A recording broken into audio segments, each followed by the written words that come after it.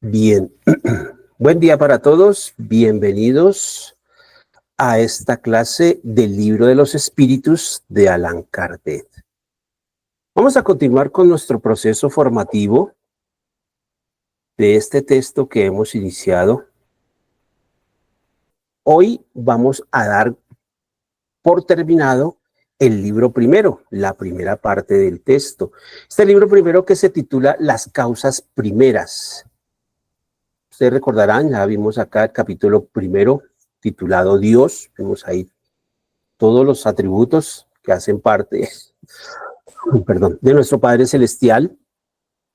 Vimos en el capítulo segundo todos los elementos generales del universo. Hablamos ahí del más importante de todos ellos, que es el fluido universal, y del cual se desprende o se forma a partir de este fluido universal, se forma el elemento espiritual y se forma el elemento material. La clase anterior vimos el capítulo tercero, ahí hablamos de la creación, vimos cómo se forma el universo, cómo se forman los planetas, cómo se forman todos los diferentes astros, el sol, las estrellas, y en general todo lo que hace parte a la creación del universo. Vimos también la formación de los seres vivos. Vimos allí también lo que tiene que ver con el poblamiento de la tierra, y de una vez desmontamos ese mito de Adán, como Adán y Eva, obviamente, como la primer pareja. Ya vimos que no es tal cual. Hablamos de la diversidad de las razas, de la pluralidad de los mundos habitados, y en la parte final hicimos unas consideraciones y unas concordancias que el maestro Allan Kardec nos propone entre el texto sagrado de la Biblia y la ciencia. ¿Listo? Para mirar en qué puntos son análogas estas dos doctrinas, y hasta qué punto pues se separan la una de la otra. ¿Listo? Y hoy vamos a ver el cuarto y último capítulo del libro primero, que se titula Principio Vital. Vamos a ver qué es ese principio vital. Vamos a hablar ahí de los seres orgánicos e inorgánicos. Vamos también a hablar de lo que es la vida y la muerte. Vamos a clarificar realmente qué viene siendo la muerte. Y en la parte final vamos a hablar de la inteligencia y el instinto también. ¿Listos? Bueno, entonces ya sin más preámbulos me voy a disponer a compartir mi pantalla con ustedes. Vamos a iniciar el recorrido por este material que he preparado con antelación para esta clase. Bueno, entonces tenemos Libro de los Espíritus, libro primero, capítulo cuarto, titulado Principio Vital. Y el primer apartado que vamos a ver en este capítulo se titula Seres orgánicos e inorgánicos. Yo coloqué aquí en esta diapositiva la definición acerca de la palabra orgánico. ¿Qué quiere decir orgánico? Y encontré que proviene etimológicamente del latín organicus, que significa propio de un instrumento mecánico. Eso es lo que quiere decir realmente en su origen, de allí del latín, la palabra orgánico. Hace referencia a un instrumento mecánico. ¿Listo? De tal manera que nos dicen aquí la respuesta que dieron los espíritus superiores a la pregunta que hizo Allan Kardec y su grupo de estudio acerca de qué son los seres orgánicos o los cuerpos orgánicos. Ellos dijeron, los cuerpos orgánicos son de origen biológico. Cuando hablamos de biológico, estamos hablando de vida. ¿Listo? Y dice allí que son de origen biológico y pertenecen a los seres vivos, ¿sí? O a todo ser que proceda de ellos, es decir, que haya sido engendrado por estos seres vivos. ¿Listo? Hay una característica importante en estos seres orgánicos o seres vivos, y es la que en su contextura orgánica como tal, si vamos a mirar a la parte microscópica y nos vamos a la parte de los elementos de la tabla periódica de la que están conformados estos organismos, se encuentra que el carbono, este elemento de la tabla periódica, está en altas cantidades. ¿Listo? Se caracterizan por tener carbono como elemento base y en alta cantidad. ¿Listo? De tal manera que junto con otros elementos como el hidrógeno, el oxígeno, el nitrógeno y muchos otros que pertenecen a la tabla periódica, conforman los seres vivos. Pero es importante resaltar aquí que el carbono es vital en esta parte y está en altas cantidades. También nos dicen aquí los espíritus superiores que los seres orgánicos tienen en sí mismos una actividad íntima, es decir, hay un funcionamiento. Eso es lo que se estudia en medicina en una materia que se llama fisiología, es decir, cómo funciona y qué factores intervienen para que el organismo o un determinado organismo funcione de una manera adecuada. Cuando empieza a funcionar en una forma alterada, estamos hablando ya de una patología, es decir, de una enfermedad como tal. Pero desde que esté en óptimas condiciones, obviamente va a gozar de salud, ¿cierto? Entonces dicen aquí los espíritus superiores que estos seres orgánicos tienen en sí una actividad íntima que es lo que hace que tengan vida. Todos estos seres orgánicos atraviesan por un proceso, ¿sí?, a lo largo de su existencia, es decir, tienen un origen, un nacimiento, tienen un crecimiento, luego tienen una reproducción y después de la decrepitud, es decir, del envejecimiento, del desgaste natural, pues viene la muerte. Hoy vamos a hablar precisamente de lo que es la muerte como tal. Estos organismos están provistos, obviamente, de órganos, es decir, partes internas que permiten y facilitan su funcionamiento. Es decir, la reunión de estos órganos forma sistemas y esta reunión de sistemas es lo que le daría origen a este organismo. Recuerden ustedes que el origen de la palabra organismo hace referencia a un instrumento mecánico, estaríamos hablando casi que de una máquina, ¿cierto? Solo que en este caso la máquina no es artificial, sino es biológica, es decir, tiene vida. Entonces, estos organismos, ya vimos acá, nacen, crecen, ¿sí?, llegan a una vida adulta, se reproducen, luego de lo cual viene un proceso de decrepitud o envejecimiento y mueren. Estos organismos que nos dicen aquí están conformados por unos órganos internos que facilitan su funcionamiento, son órganos especiales y permiten que se pueda sostener la vida por sí misma. En este caso, por ejemplo, los diferentes sistemas, el sistema respiratorio, en el caso del ser humano, ¿no? El sistema respiratorio, el sistema circulatorio, ¿cierto?, permiten que la sangre circule y la sangre se oxigene constantemente, o sea, facilitan estos órganos el funcionamiento de todo el conjunto general que sería el cuerpo humano.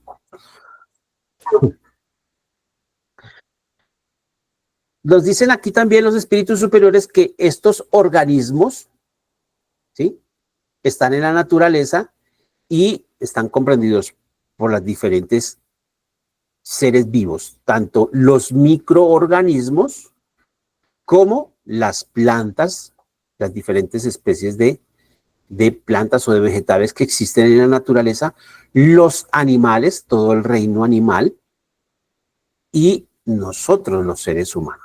Hacemos parte de esos seres orgánicos como tal. ¿Listo?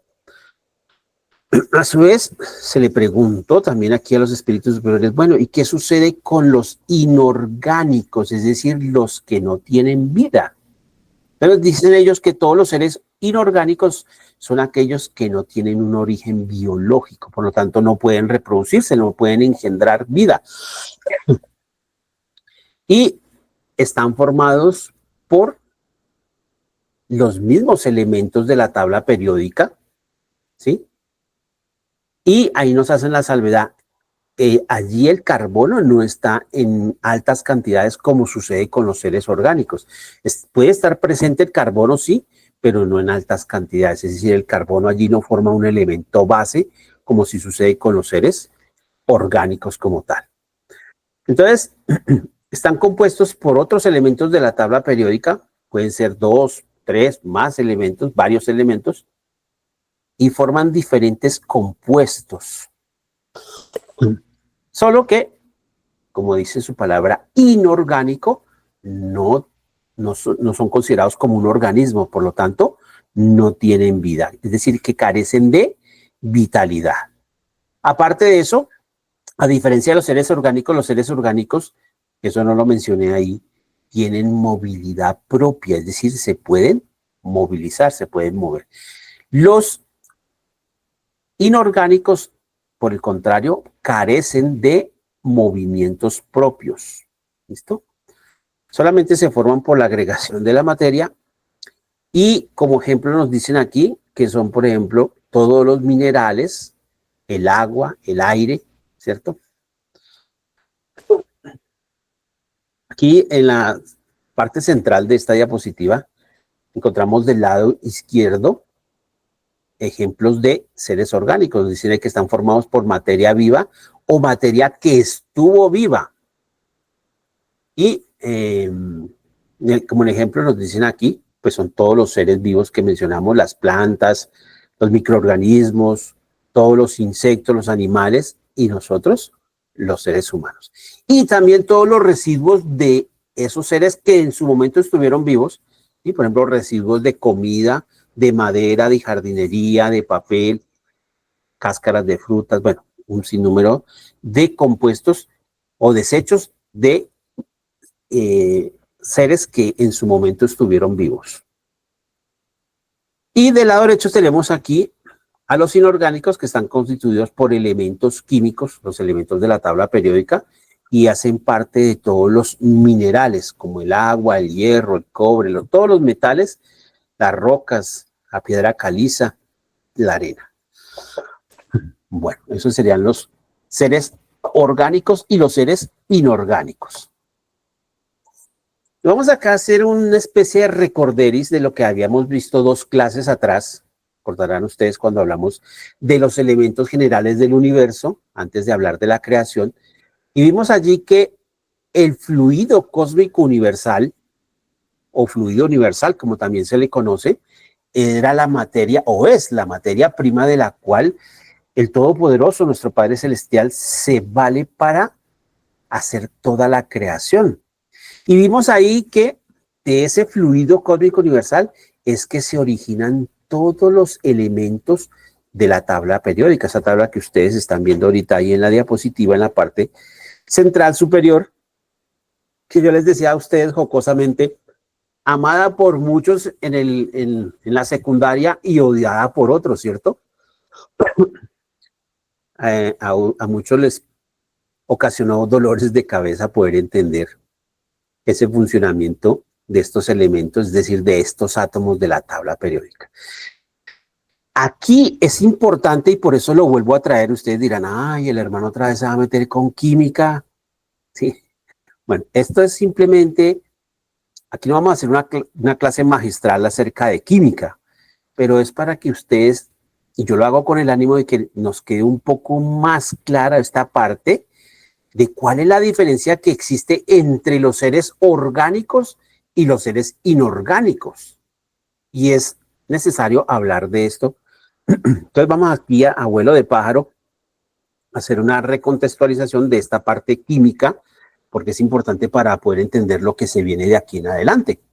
Porque vamos a ver que entra aquí en el juego un nuevo elemento. Ya habíamos hablado del elemento primitivo, que es el fluido cósmico universal, el cual le da origen al elemento espiritual del cual está estamos constituidos nosotros mismos, ¿cierto? Los espíritus surgen de ese elemento espiritual. Y vimos que también del fluido cósmico universal surge el elemento material. Y ahí nos lo explicaron los espíritus que de ese elemento material es que surgen los elementos de la tabla periódica. Es decir, lo que finalmente viene a conformar todo lo que sea material en el universo. Es decir, la materia ponderable e imponderable, que a pesar de ser imponderable, no deja de ser materia, sigue siendo materia. Recuerden ustedes que lo ponderable es lo que podemos pesar, podemos medir, podemos cuantificar, ¿cierto? Tiene masa, tiene volumen, tiene un peso. Eso es lo ponderable. Y lo imponderable es aquello que nosotros no podemos manipular, pero que no deja de ser materia. Por ejemplo, el mismo aire, los gases, ¿cierto? Y diferentes fluidos que existen en la naturaleza que obviamente siguen siendo materia a pesar de ser imponderables. Bueno, entonces vimos que de este elemento material surge todos los elementos de la tabla periódica que dan origen a la materia. Pero ahí hoy vamos a ver un tercer elemento que entra en este juego y es el que precisamente hace que la química se divida en dos. Tenemos química inorgánica y química orgánica. Ahí hay una gran diferencia. ¿Listo? Yo les decía a ustedes en esa clase que los químicos, inclusive los físicos, pues ellos simplemente estudian esto, pero no saben esta parte que nos vinieron a revelar nuestros hermanos mayores, los espíritus superiores, y nos vinieron a dar luces acerca de esto para poder entender qué es lo que hace que la materia finalmente tenga vida. ¿Listo? Entonces aquí tenemos nosotros un ejemplo de materia inorgánica. Ustedes observan ahí en la parte superior del lado izquierdo. Tenemos ahí como ejemplo una foto real de un átomo de hidrógeno.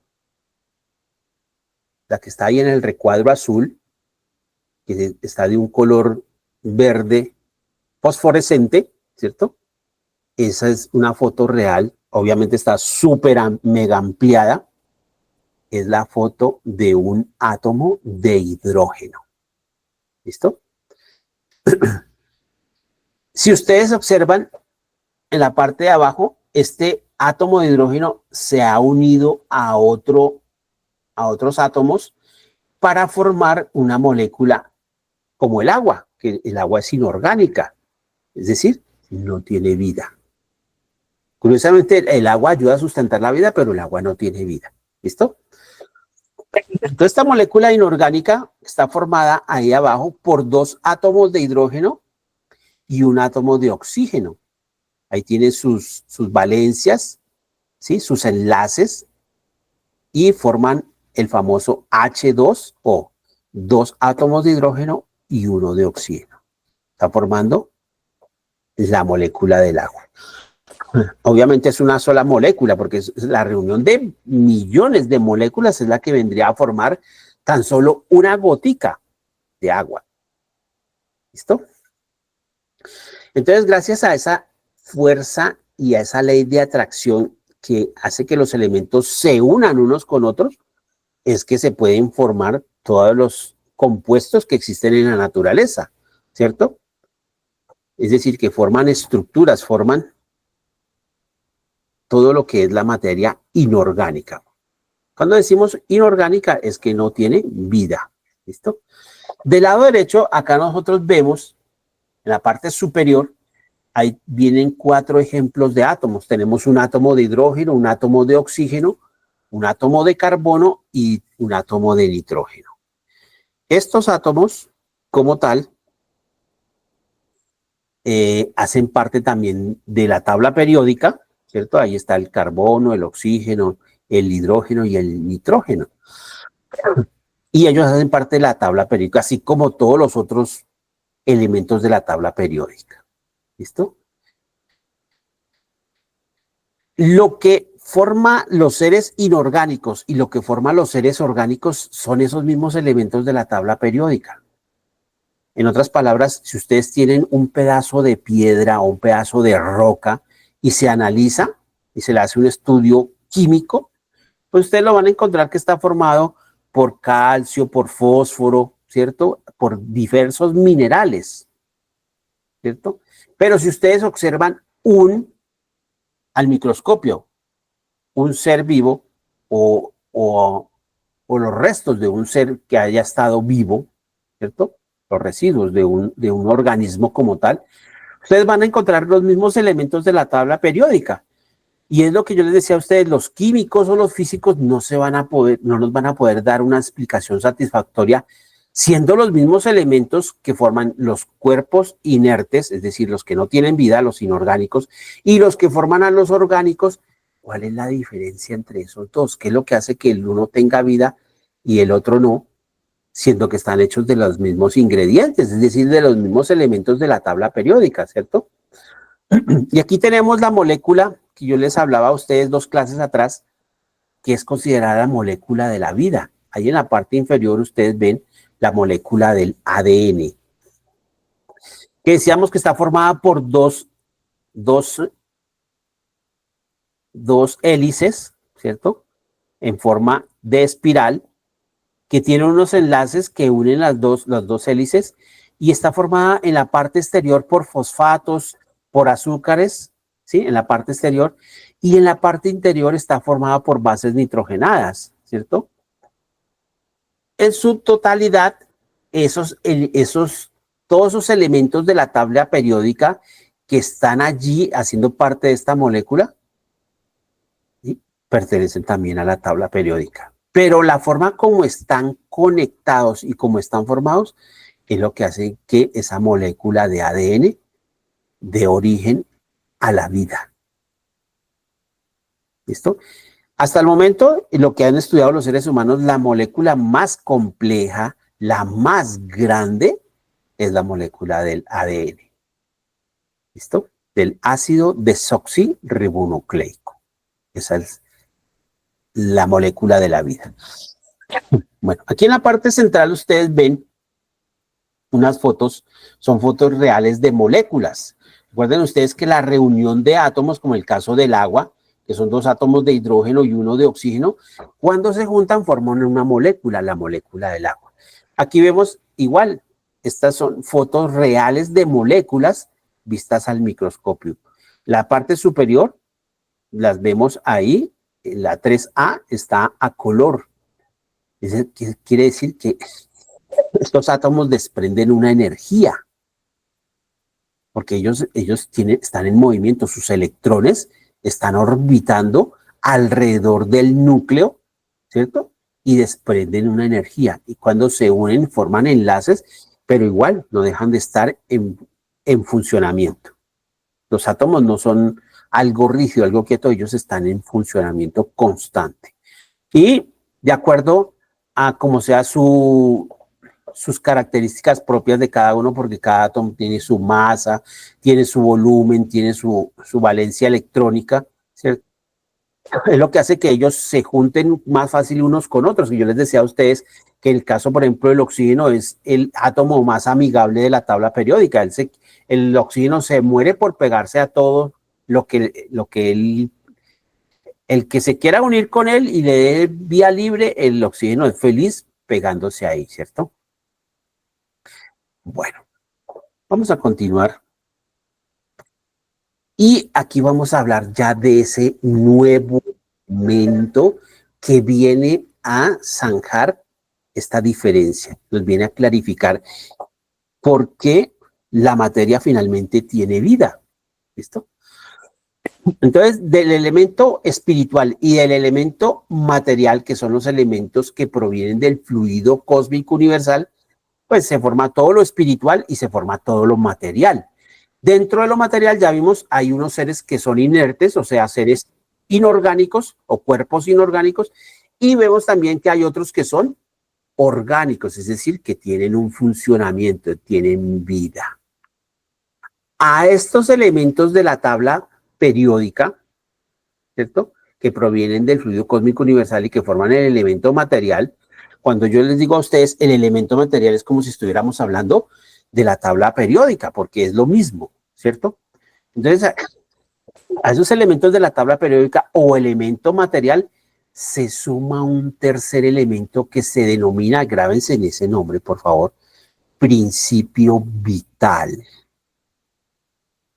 que también es un fluido, es un fluido. ¿Dónde se origina? Se origina también en el fluido universal. Entonces, dense cuenta que el fluido universal no solamente le da origen al elemento espiritual y al elemento material, sino también le da origen, o sea, a partir de él se forma el fluido, el principio vital, perdón. Ese principio vital es el que le otorga la vida a la materia. ¿Listo? Entonces nos dicen aquí los espíritus superiores a la pregunta que se les hizo, bueno, pero ¿qué es ese principio vital? ¿Cierto? ¿De dónde surge? ¿De dónde sale?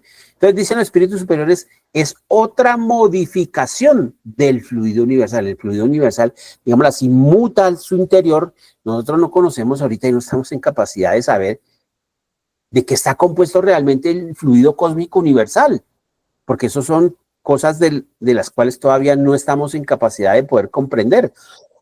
Por eso, cuando se hablaba ahí de los elementos generales del universo, en ese capítulo, la primera pregunta que se le hizo a los espíritus era si el ser humano estaba en capacidad de poder comprender o entender todas las cosas, o conocer el origen de todas las cosas, y los espíritus dijeron, no todavía. Es necesario que los espíritus puedan evolucionar en inteligencia y en moralidad para poder entender esto. O sea que eso hace parte todavía de los misterios de la creación, misterios de nuestro Padre Celestial, que algún día cuando vayamos evolucionando, pues vamos a poder llegar precisamente a ese conocimiento como tal. ¿Listo? Entonces, saber de qué está hecho el fluido cósmico universal, en este momento no lo podemos saber, pero ya sabemos que es la materia prima que utiliza nuestro Padre Celestial para crear todo lo que existe en el universo, tanto los seres espirituales, las inteligencias que somos nosotros, ¿cierto? Como todo lo material que existe en el universo. Y aparte de lo material, es decir, los seres vivos, o sea, que son hechos de materia, pero que tienen vida. Entonces, ese fluido cósmico universal se modifica para darle origen a ese tercer elemento que es el principio vital.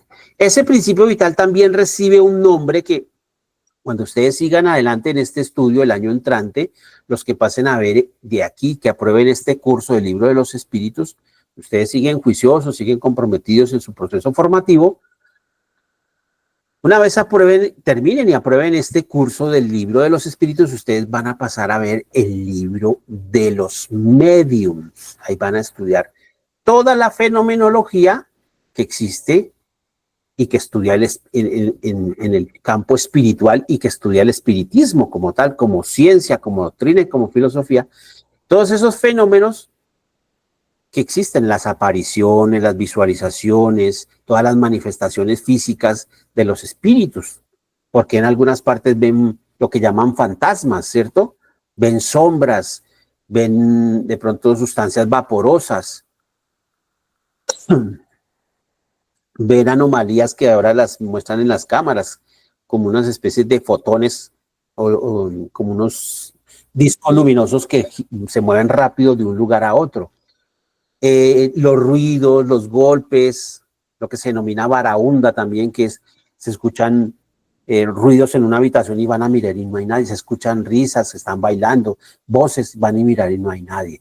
A veces las personas están en sus casas y escuchan que abren, trastean en la cocina, que abren la llave y van a mirar y no, o escuchan que abren y cierran puertas y van y la puerta está cerrada. Entonces la persona dice, ¿será que me estoy volviendo loco? Hay personas que les han apagado el televisor o se los han prendido, les apagan la luz, ¿cierto? Hay personas que las han llegado a golpear o las han empujado. Todo ese tipo de fenómenos ustedes los van a estudiar en el libro de los medios, van a saber qué es la mediunidad y precisamente cómo los espíritus se pueden manifestar en el plano físico. Ahí ustedes van a volver a estudiar este principio vital, solo que ahí se le va a dar el nombre de fluido magnético o fluido animalizado. Entonces, cuando estén allá, recuerden que es el mismo principio vital. Por ahora, solamente lo vamos a denominar principio vital y es el que le da vida a la materia. ¿Listo? Entonces nos dicen los espíritus superiores que la materia de los cuerpos orgánicos y los inorgánicos está hecha de lo mismo. Porque esa fue una pregunta que se les hizo a los espíritus. Bueno, entonces los cuerpos inorgánicos y los cuerpos orgánicos están formados de materia diferente o es la misma, y ellos dijeron, es la misma. Es la misma, es decir, están hechos de los mismos elementos de la tabla periódica. Están conformados por los mismos elementos. ¿Cuál es la diferencia entre los unos y los otros? La diferencia radica en que los orgánicos contienen el principio vital. O sea, esa materia está animalizada, por decir algo, es decir, está animada, tiene vida. ¿Listo? Y eso se debe a la unión con este elemento llamado el principio vital. Entonces aquí ustedes ven tres imágenes que yo traigo del lado izquierdo. Ustedes ven ahí un cuerpo inorgánico. Digámoslo así, es una especie de roca. Tiene una parte de cuarzo como un cristal y obviamente es un ser inorgánico. ¿De qué está hecho ese ser inorgánico, esa roca, ese cristal? Está hecho de los mismos elementos de la tabla periódica. Del lado derecho, ustedes ven allí, hay una familia, ¿cierto? Está el padre, la madre y los dos hijos. Es decir, son cuerpos orgánicos, son seres vivos, seres humanos, y ven ahí que hay un gatico en medio de ellos, ¿cierto? Es una mascota, también es un animal, es un ser vivo. ¿De qué estarían constituidos sus cuerpos? Obviamente los mismos elementos de la tabla periódica. ¿Qué nos va a marcar la diferencia con respecto a los inorgánicos? Que en los orgánicos está presente el principio vital. ¿Listo? Bueno, vamos a continuar. Y aquí traigo yo nuevamente este cuadrito. ¿Recuerdan este cuadro que lo vimos 2 clases atrás? Cuando hablamos de esos elementos generales del universo. Este cuadro yo lo diseñé precisamente para que nos quedara un poquito más entendible todo esto. Lo vamos a repasar en este momento. Vemos ahí en la parte superior, encontramos al creador de todo, a la inteligencia suprema, a la causa primera de todas las cosas, a nuestro Padre Celestial. ¿Qué le podemos decir? Ustedes ya saben, le pueden decir Dios, le pueden decir Jehová, le pueden decir Yahvé, le pueden decir Yod-Heh-Vau-Heh, otros le dirán Elohim, otros le dirán Alá, otros le dicen Brahma, otros le dicen Adonai, bueno, como se le quiera decir, algunos le dicen Papito Dios, bueno. ¿Cómo le queramos decir? Es el creador de todo lo que existe en el universo. Entonces vemos ahí que él creó el fluido cósmico universal, que es el recuadro azulito. Ese cuadro está representando al fluido cósmico universal. Y vemos que de ese fluido cósmico universal, por el lado izquierdo se origina el elemento espiritual del cual están hechos todas las inteligencias o espíritu. Recuerden ustedes que el espíritu es el ser inteligente de la creación. Cuando ustedes les pregunten, ¿qué es un espíritu? Ustedes van a decir, es el ser inteligente de la creación. ¿Listo? Entonces ahí tenemos el elemento espiritual. Del lado derecho de ese fluido cósmico universal se origina también el elemento material, es decir, todo lo material que existe en el universo. Y vemos aquí que hay una flecha del elemento material que va hacia la izquierda, se conecta con el elemento espiritual y a su vez del elemento espiritual sale también otra flecha que se conecta con el elemento material. ¿Esto qué quiere decir? Que es necesario que estos dos elementos se interactúen, se unan. Es necesario, por eso Dios lo dispuso que fuera de esa manera. Y la unión de esos elementos es lo que viene a conformar toda la creación. Porque la creación no es solamente las cosas materiales, ¿cierto? Los soles, las estrellas, los sistemas solares, las galaxias, las constelaciones y lo que existe en cada uno de los planetas como el nuestro, todo lo que existe en nuestro planeta, la naturaleza, ¿cierto? Eso no es solamente la creación, sino nosotros mismos. Todos los espíritus, todas las inteligencias, hacemos parte de esa creación. Bueno, entonces hasta ahí era el cuadrito que habíamos visto. Ahora vamos a pasar al siguiente cuadro y ustedes estén atentos porque ahí ya vamos a ver el tercer elemento que aparece y que va a marcar la diferencia en todo esto. Bueno, entonces este ya es el cuadro completo, incluyendo al principio vital que ustedes ven ese recuadro de color verde. Entonces vemos ahí el tercer elemento, el principio vital, que se origina también en el fluido cósmico universal, ¿cierto? Y que del lado izquierdo se conecta con el elemento espiritual y del lado derecho también se conecta con el elemento material. ¿Listo? Digámoslo de esta manera para ver si de pronto no suena tan incoherente y ustedes, o me hago entender de ustedes mucho mejor. Este principio vital es lo que hace que los espíritus puedan obrar directamente sobre la materia. ¿Listo? Facilita que el espíritu pueda obrar sobre la materia. Es como una especie de combustible, perdón, una especie de combustible. Ahorita, más adelante vamos a dejar todo en claro esta partecita. Por ahora, lo importante es que ustedes se vayan apropiando de este nuevo elemento, este nuevo concepto. ¿Listo? Este principio vital, ustedes ven aquí por la parte central, hay una flechita que baja y hay un cuadrito de color rojo que dice vida. ¿Listo?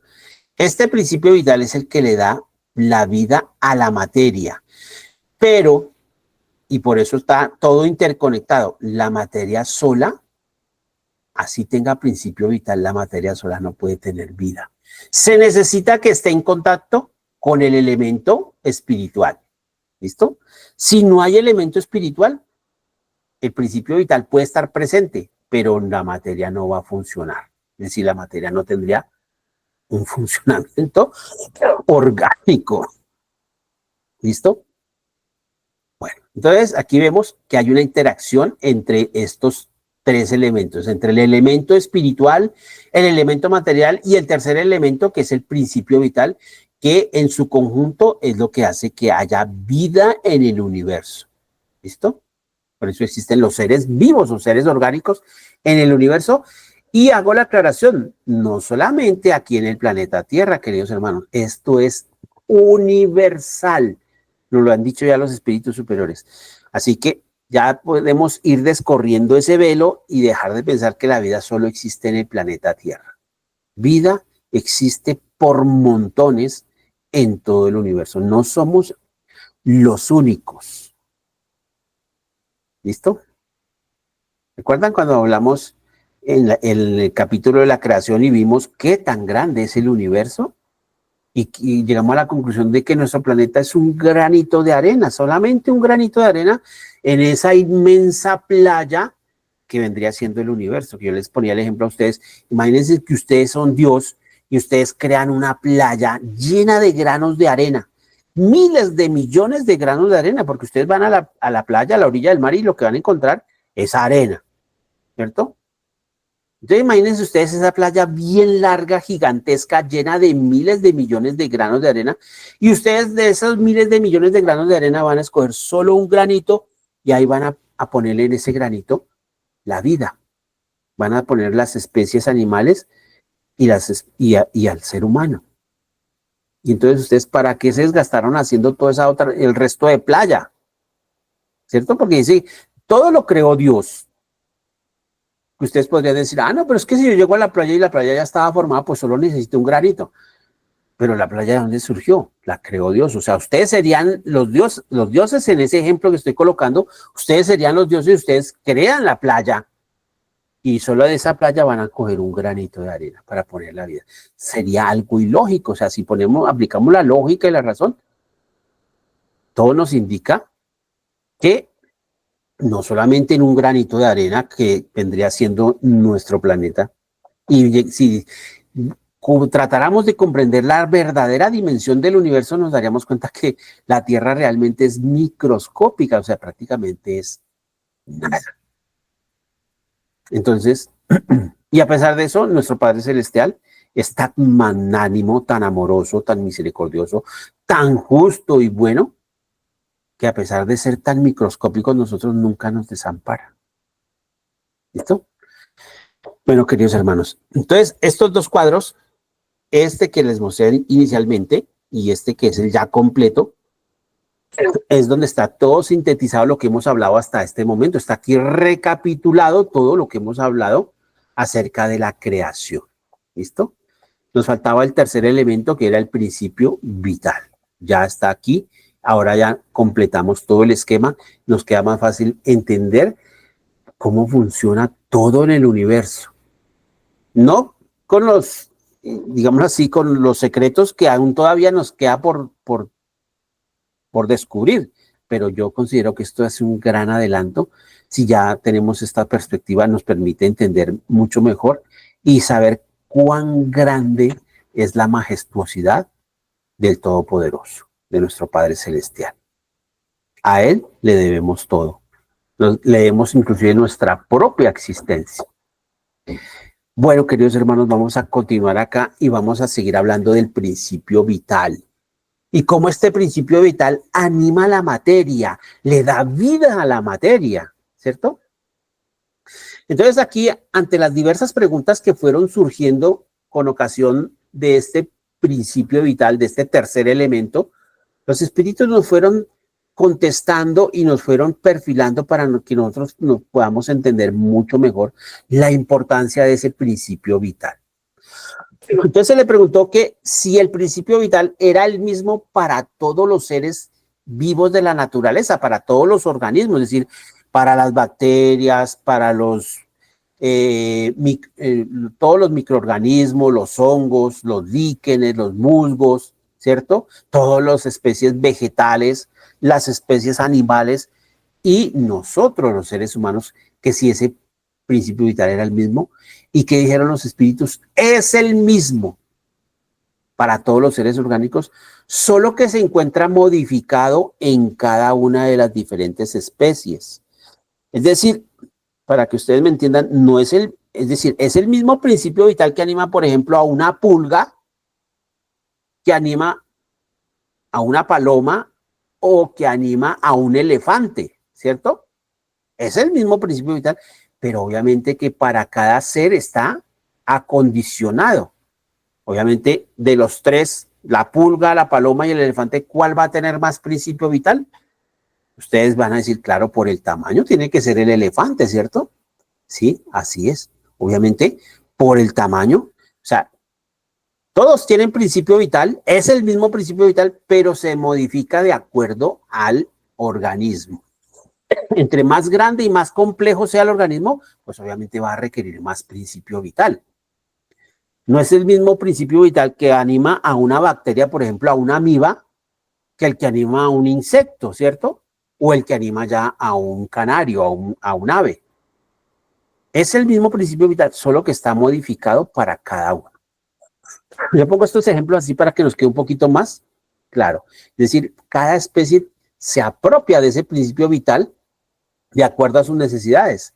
Por eso es diferente para cada una en cuanto a la cantidad, pero el principio es el mismo para todos. No es que, es que mi principio vital es más fino, el mío vale más que el de los animales. No, es el mismo principio vital. ¿Listo? Ese principio vital, cuando está unido al organismo, es el que hace que los seres vivos tengan movimiento, es decir, que haya un mecanismo que está funcionando, que haya un aparato circulatorio, ¿cierto? Un sistema circulatorio comandado, por ejemplo, por el corazón. El corazón, ¿cuál es la función principal? Los latidos, y lo que hacen es bombear la sangre, impulsar la sangre a través de una tubería que nosotros llamamos venas y arterias, y la impulsa para que llegue a todas las partes del organismo. ¿Listo? Esto es un ejemplo. Pero lo que hace que ese corazón esté funcionando y todos los demás órganos estén en funcionamiento, nuestro cerebro esté funcionando, es precisamente el principio vital. Ese es el que hace que la materia tenga movimiento, tenga una actividad interior, que haya un funcionamiento, una fisiología como tal. ¿Listo? Y eso precisamente es lo que diferencia a esa materia orgánica de la materia inerte, es decir, de la materia que no tiene vida. Y ojo, a pesar de que están hechos de los mismos elementos de la tabla periódica. ¿Listo? Se le pregunta a los espíritus superiores, venga, ese principio vital por sí mismo da la vida. ¿Y qué dicen los espíritus superiores? No. El principio vital solo no es vida. Para que haya funcionamiento, ¿qué necesita el principio vital? Estar conectado, es decir, estar dentro de la materia. ¿Listo? El principio vital solo sería, nos dicen los espíritus superiores, sería vitalidad en estado latente. Pero cuando se une a la materia, ¿cierto?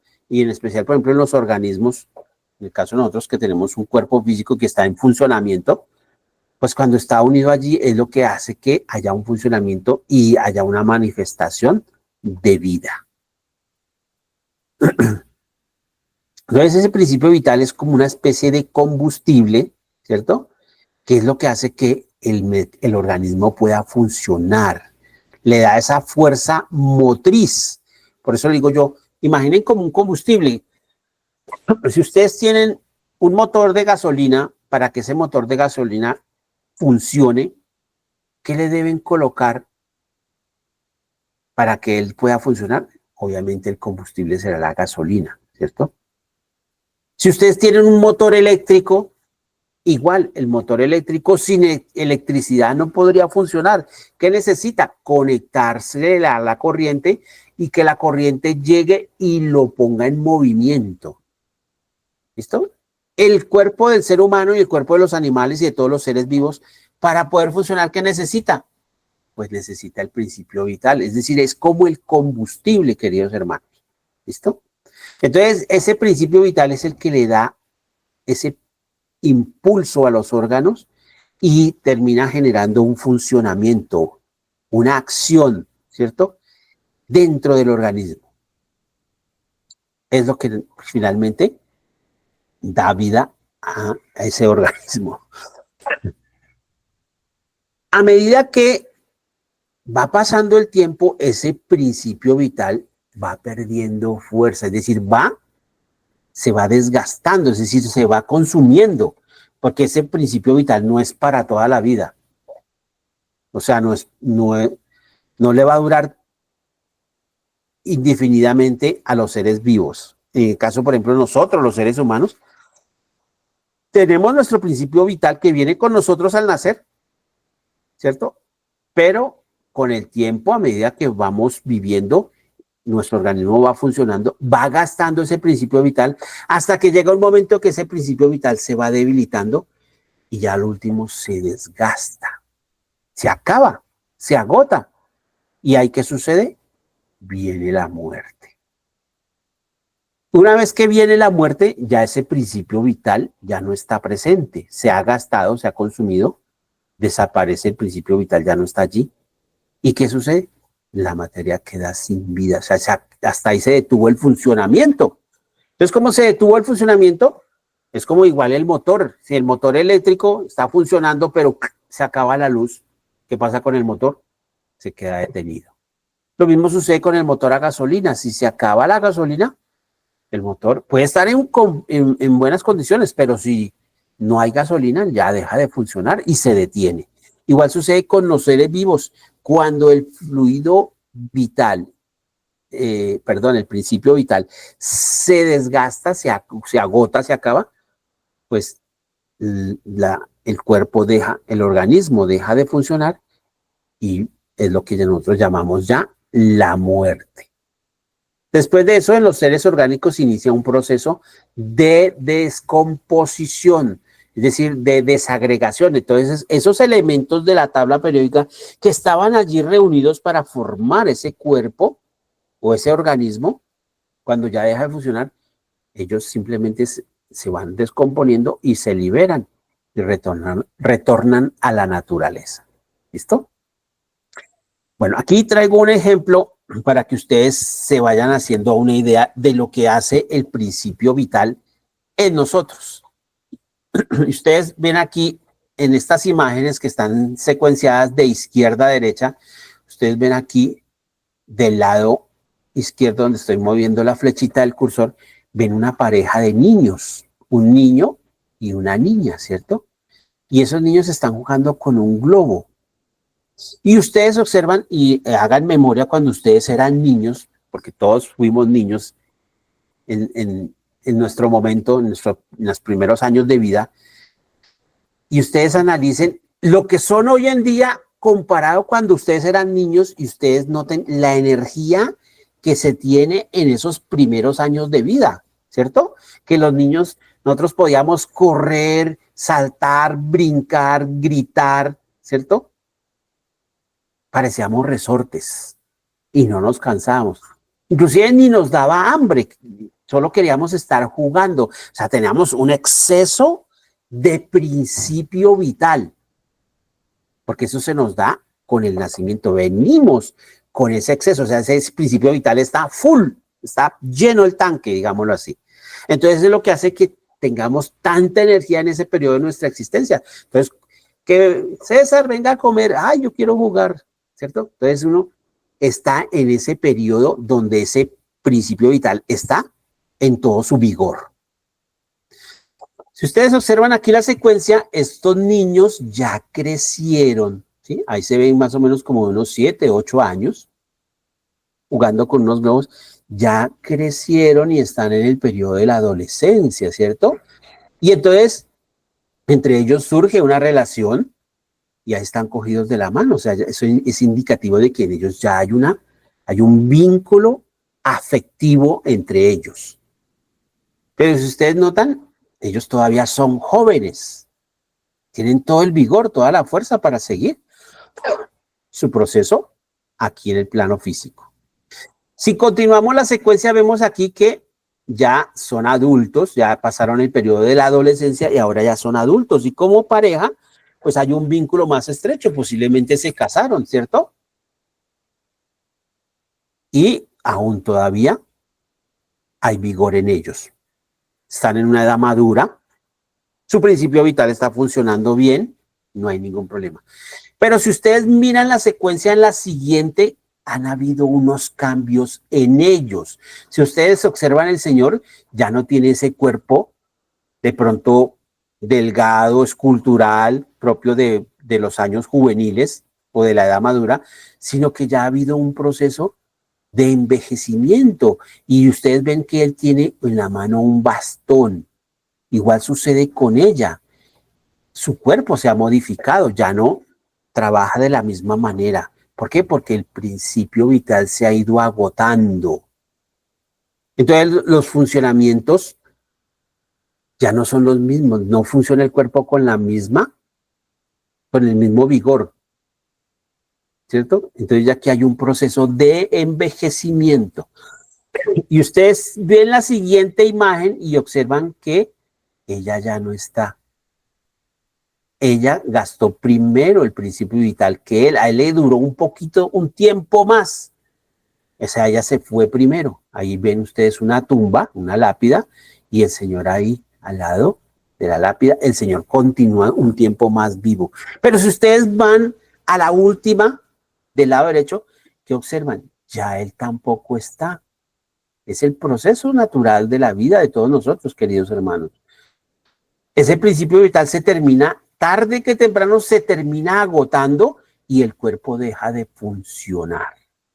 Es lo que llamamos nosotros la muerte. Entonces ustedes dense cuenta que aquí ya no está ninguno de los dos. Ahora hay dos lápidas, ¿cierto? Pero si ustedes fueron muy observadores, se dieron cuenta qué pasó con el árbol.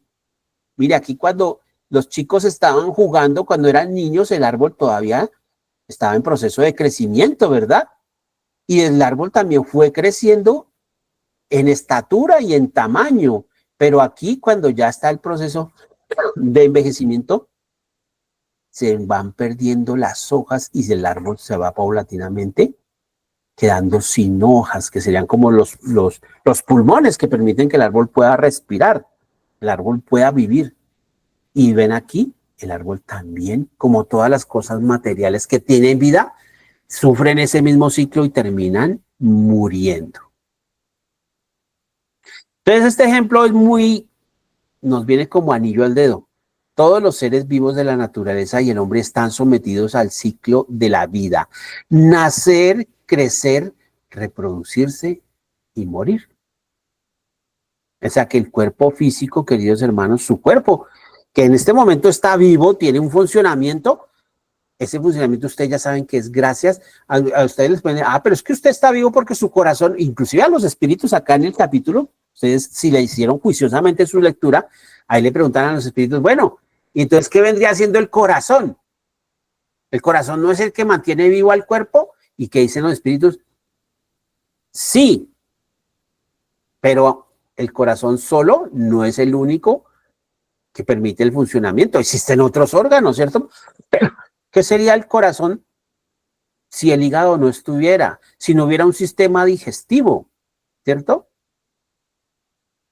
¿Qué sería el corazón si no hubiera un sistema nervioso?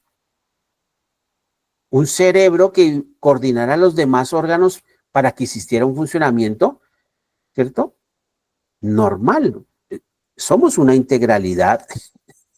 Nuestro cuerpo físico es una integralidad.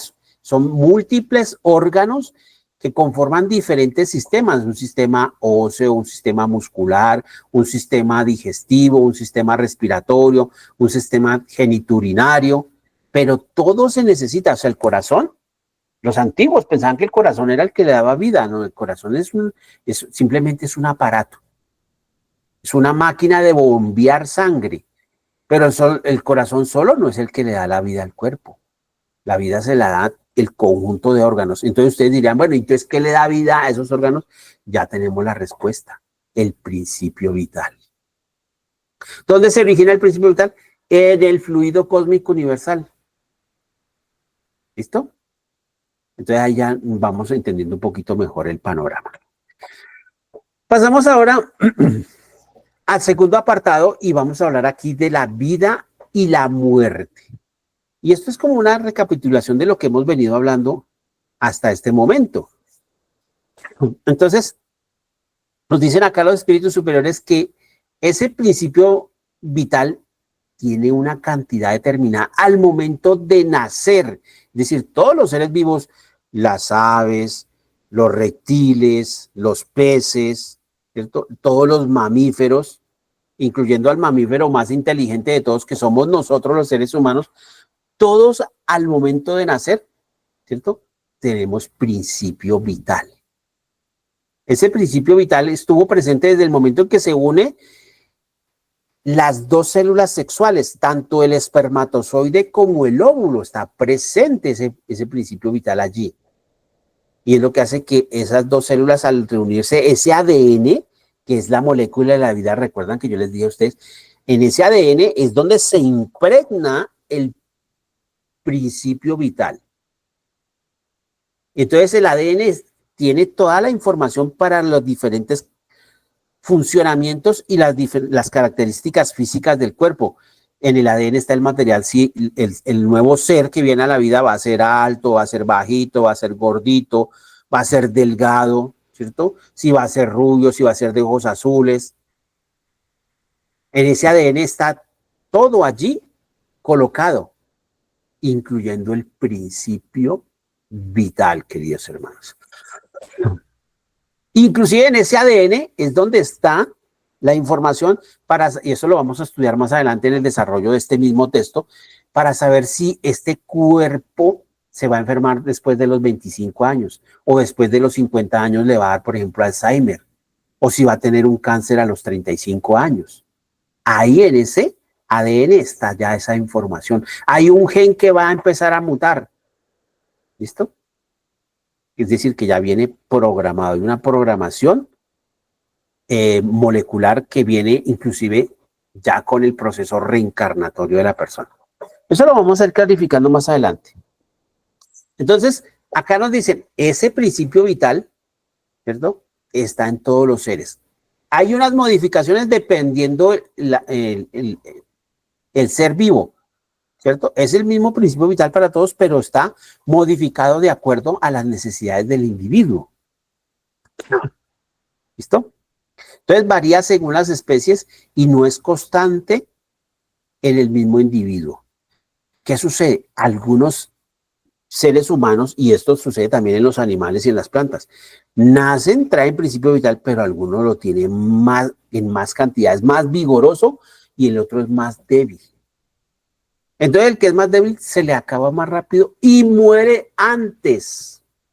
¿Listo? A pesar de haber nacido al mismo tiempo. ¿Listo? Entonces, en los individuos como los seres orgánicos, bien sea de los vegetales, de los animales y de nosotros los mismos seres humanos, ¿cierto? Ese fluido es el mismo, pero está modificado de acuerdo a las necesidades de cada especie, de cada individuo. A medida que va pasando el tiempo, así como la parejita que yo les mostré a ustedes allá, ¿cierto? Ese fluido o ese principio vital va disminuyendo. ¿Listo? A medida que se va disminuyendo, va a llegar un momento en que va a ser insuficiente para poder asegurar, o sea, que el mecanismo siga funcionando, ¿cierto? El cuerpo físico siga funcionando, el corazón siga latiendo y todos los demás sistemas, todos los demás órganos sigan cumpliendo todas sus funciones metabólicas, los riñones eliminando y filtrando la sangre, el corazón bombeándola, los pulmones oxigenándola, el sistema digestivo alimentando los diferentes nutrientes que van a ser parte del cuerpo físico, ¿cierto? Todos los sustratos alimenticios, las proteínas, los aminoácidos que van a ayudar a conformar las células del cuerpo como tal, ¿cierto? Los carbohidratos, los lípidos, las grasas como tal, todos esos nutrientes que hacen parte de nuestra alimentación es lo que le da sustento a nuestro cuerpo. Pero el funcionamiento de que a cargo de quién está, del principio vital. Todo es un conjunto y todo se necesita, queridos hermanos. ¿Listo? Pero ese principio vital, cuando se va gastando, llega un momento, es como cuando ustedes van en el carro, ¿cierto? Y se le empieza a acabar el combustible, ustedes pueden ir a 80 kilómetros por hora, pero llega un momento en que se va acabando el combustible y ya el carro se termina deteniendo. Ya pierde velocidad y se detiene. En los aparatos eléctricos sucede lo mismo. A medida que se va gastando, se va gastando.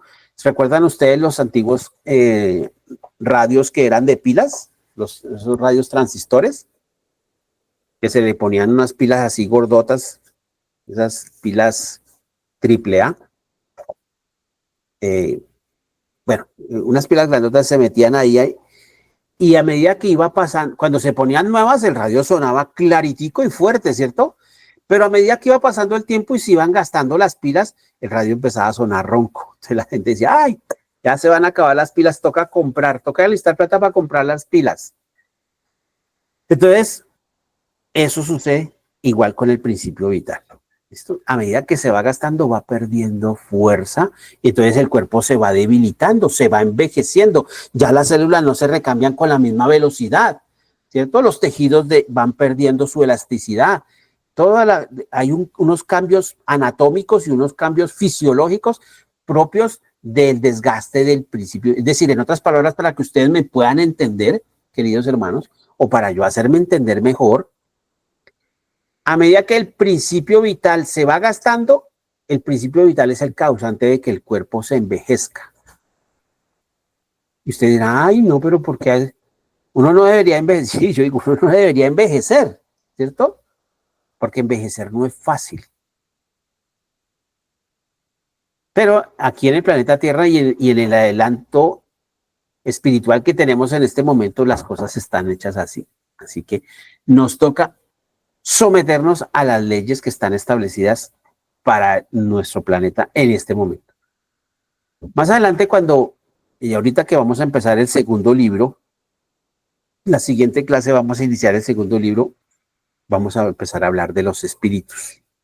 Y ahí es donde vamos a ver todo lo más importante de este texto. El que le dio origen al texto, el libro de los espíritus. Eso es lo que vamos a ver. Vamos a ver qué es el espíritu, cómo está conformado el espíritu, qué forma tiene, cuáles son sus componentes, sus diferentes partes, para que ustedes vayan armando su rompecabezas ahí y vayan empezando a comprender y entender mucho mejor todas las cosas que creó nuestro Padre Celestial, incluyéndonos a nosotros mismos. Entonces, volviendo aquí al tema que nos ocupa, a medida que el principio vital se va disminuyendo, el cuerpo va perdiendo fuerza.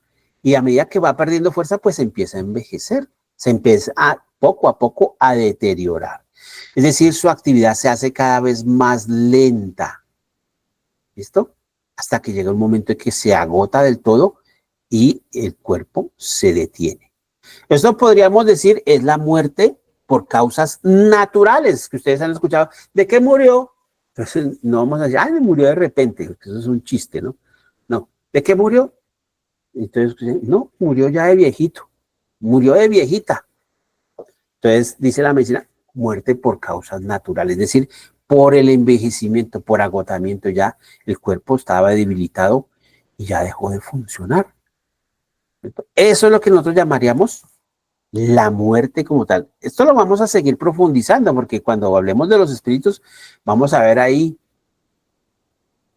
la unión del espíritu con la materia y vamos a volver a hablar de la muerte y ya lo vamos a profundizar todavía mucho más. ¿Listo?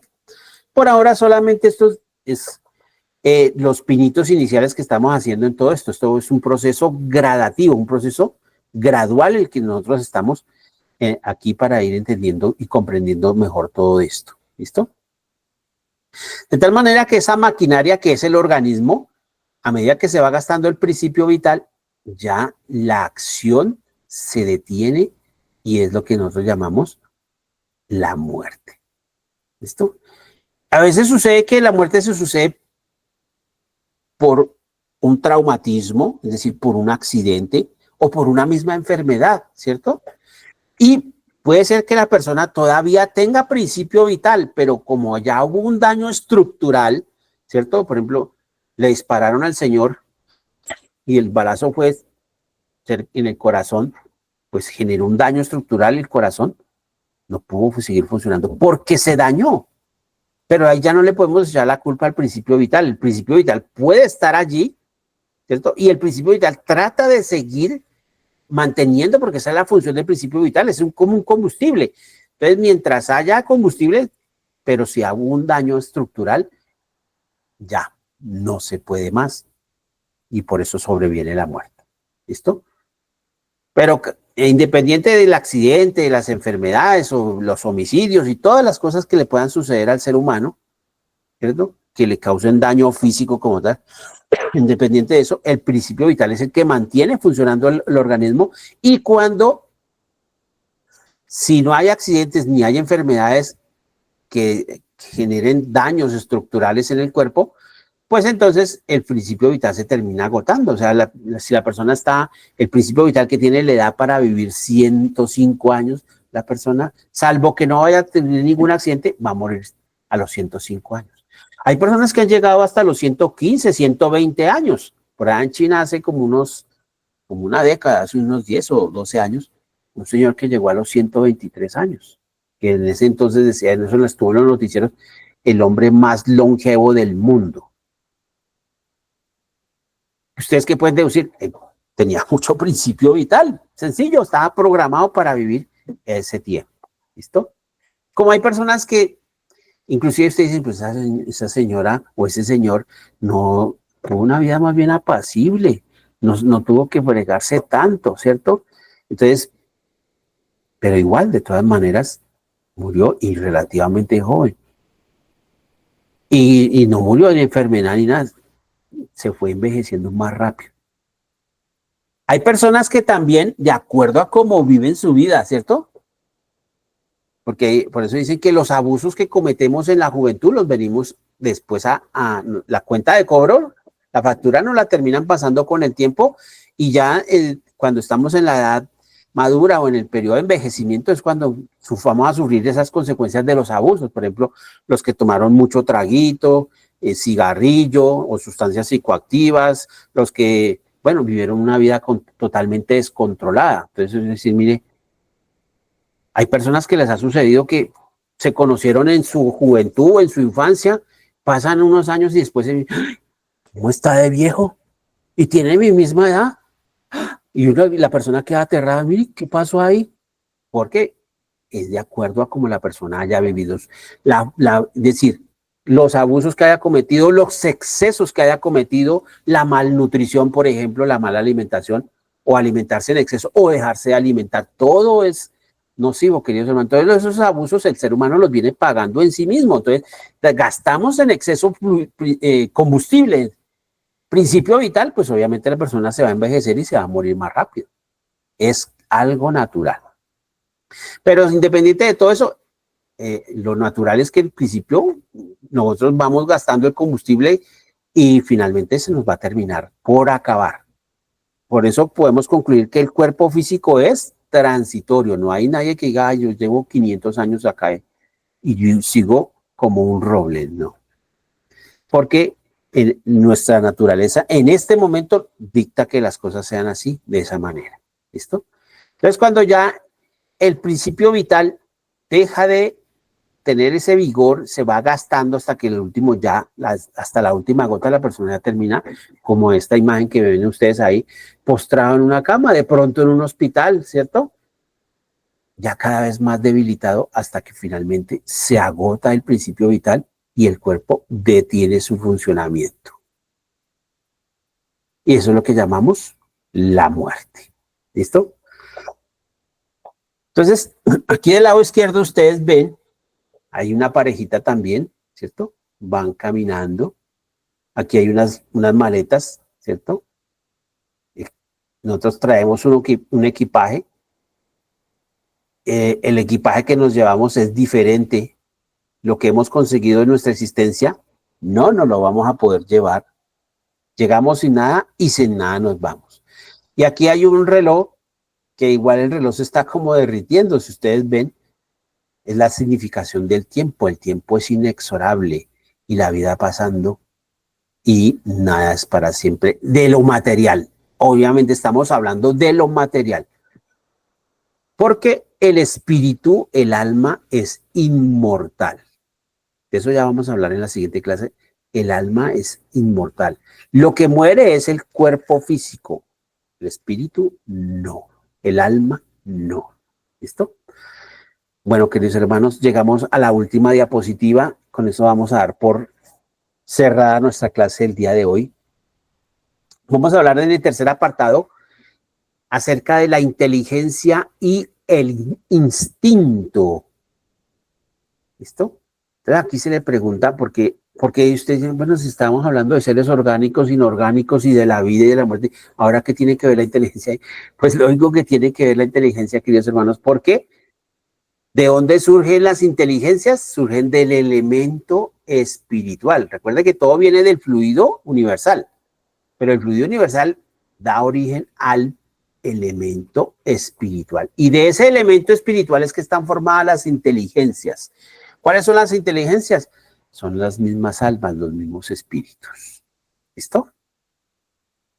Bueno, entonces, aquí vamos a hablar precisamente de eso, de la inteligencia y vamos a hablar también del instinto.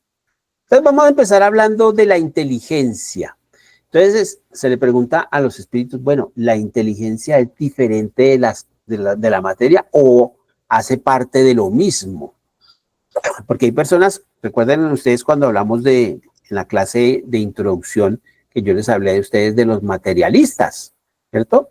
Que estos materialistas, las personas que son seguidores de esa corriente del materialismo, son aquellos que no creen en la existencia del alma y ellos dicen que el alma simplemente es una manifestación del cuerpo físico cuando el cuerpo físico está en funcionamiento, es decir, que los sentimientos, las emociones, el dolor, la risa, el llanto, todo es una manifestación porque mi cuerpo está vivo, pero al morir el cuerpo, pues el alma desaparece. O sea, ellos no creen en la existencia del alma. Y dicen que si llegamos a tener un alma es transitoria, es decir, el alma solamente está porque funciona el cuerpo físico. O sea, la causa de que el alma exista según los materialistas es el cuerpo. Si el cuerpo desaparece, si el cuerpo muere, el alma desaparece por sí misma. Esa es la postura de nuestros hermanos, los materialistas, los que solamente creen en las cosas materiales y nada más. ¿Listo? Entonces nosotros sabemos que no. Aquí se le pregunta a los espíritus y ellos nos dicen no. La inteligencia y la materia son dos cosas diferentes, es decir, son independientes. ¿Listo? Entonces, ¿qué sería la inteligencia? La inteligencia es el mismo espíritu. Recuerden que cuál es la pregunta de ¿qué son los espíritus? La respuesta es los seres inteligentes de la creación. Sencillo, estamos hablando de espíritus, el espíritu es la inteligencia, ¿listo? Entonces la inteligencia es una facultad espiritual, obviamente. Recuerdan que en la clase que hablamos de qué es el espíritu, nos dieron que espíritu e inteligencia se confunden, se unen y forman una unidad, un solo conjunto, ¿cierto? Entonces, la inteligencia es una facultad espiritual desarrollada en ciertas especies de seres vivos. Porque no solamente los seres humanos tenemos inteligencia, también hay otros seres vivos inferiores a nosotros, es decir, de la especie animal, pero también tienen inteligencia. No todos por igual, sino en diferentes grados. De acuerdo a cómo sea el adelanto evolutivo de la especie, así será su inteligencia. Y yo siempre pongo este ejemplo. Es un poco coloquial, pero bueno, nos sirve para entenderlo. Yo les digo a las personas, ¿qué es más inteligente? ¿Un pez, un pollo o un perro? Si ustedes analicen, un pez, un pollo, es decir, un ave o un perro, ¿qué es más inteligente? Obviamente los tres tienen inteligencia, pero de los tres el que está más adelantado, más evolucionado y por lo tanto su inteligencia está más desarrollada, pues obviamente el perro. Ustedes se encuentran un perro cómo interactúa con un ser humano. Los que tengan mascotas en sus casas, que tengan gaticos o tengan perritos, ustedes a veces quedan sorprendidos que dicen, lo que le falta es hablar, porque el perro de una forma o de otra se hace entender. Y entiende y comprende el lenguaje humano y recibe órdenes.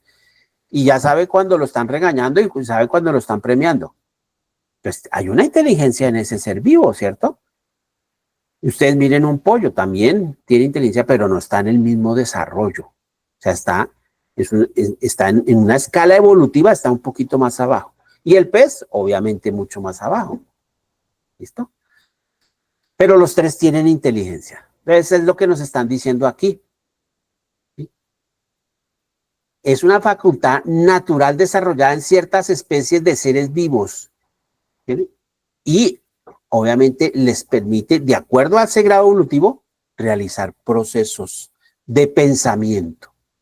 Un perro tiene pensamiento. Cuando un perro decide atacar, o el perro se siente agredido, el perro toma la decisión de atacar. Entonces el perro obviamente ya tiene una inteligencia. ¿Listo? No como la nuestra, obviamente, pero sí ya hay en él una inteligencia, de acorde a su estado evolutivo. ¿Listo? Entonces, eso es lo que hace que los seres vivos, esa inteligencia, hace que el ser vivo no sea apenas un bulto de carne viva, ¿cierto? Porque eso, y me perdonan la expresión, un bulto de carne. Pero desde que tenga vida y esté presente el elemento espiritual, es decir, la inteligencia, pues va a tener voluntad de obrar. A medida que va evolucionando en el caso de los seres humanos, nosotros ya tenemos la conciencia de nuestra existencia y de nuestra individualidad, ¿cierto? Entonces eso nos va a permitir establecer relaciones con los demás seres de la naturaleza y con nuestros mismos congéneres, con los de nuestra misma especie, ¿cierto? Y ver que hay un mundo exterior y atender a nuestras necesidades de acuerdo a cada especie va cumpliendo esos objetivos. Por ejemplo, las necesidades básicas, la alimentación, la reproducción y el resguardo de la vida. Eso es lo que aseguran todas las especies animales. Y con mayor ver a nosotros la especie más adelantada. Entonces, se le pregunta a los espíritus, bueno, y entonces, ¿qué vendría siendo el instinto?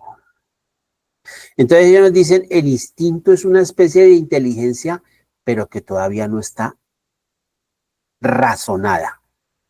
O sea, no es, el instinto es, digamos así, como un estadio antes de esa inteligencia, como el estado anterior, es como, el instinto es como una inteligencia rudimentaria para que ustedes me entiendan mejor, o para hacerme entender mejor.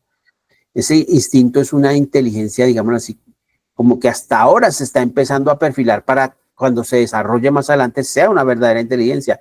Entonces es una inteligencia primitiva. Entonces el instinto está presente en las diferentes especies y cumple unas funciones básicas para asegurar la existencia. Por eso los animales, los seres vivos tienen un instinto de conservación. Todos le huyen al peligro o a lo que les hace daño. Inclusive está comprobado que hasta una amiba lo tiene. Imagínense una amiba que es un ser unicelular microscópico,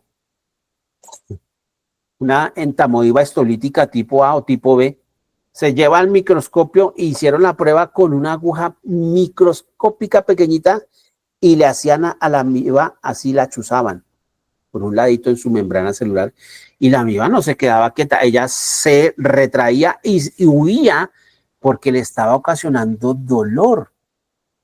Y ustedes se dan cuenta, era una amiba, es un ser microscópico, es un ser unicelular, pero ya es una unidad biológica, queridos hermanos. Y le huía al dolor, o sea, en ella ya había un instinto de conservación. Todos los insectos, ustedes traten de matar un zancudo, una mosca, a ver si se va a quedar ahí quieto esperando que ustedes lo aplasten. No, se va a mover y va a tratar de escapar como sea, porque es algo instintivo en estos seres, ¿cierto?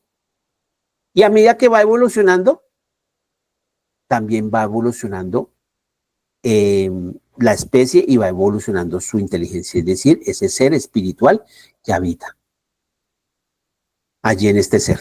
¿Listo? Entonces, la inteligencia rudimentaria la llamamos nosotros instinto. El instinto es una inteligencia rudimentaria. ¿Listo? Y difiere de la verdadera inteligencia como tal, obviamente porque está en sus estados primarios, es decir, en las especies más primitivas. En el ser humano ya aún hay una parte instintiva, ¿cierto? Que nosotros actuamos a veces por reflejo.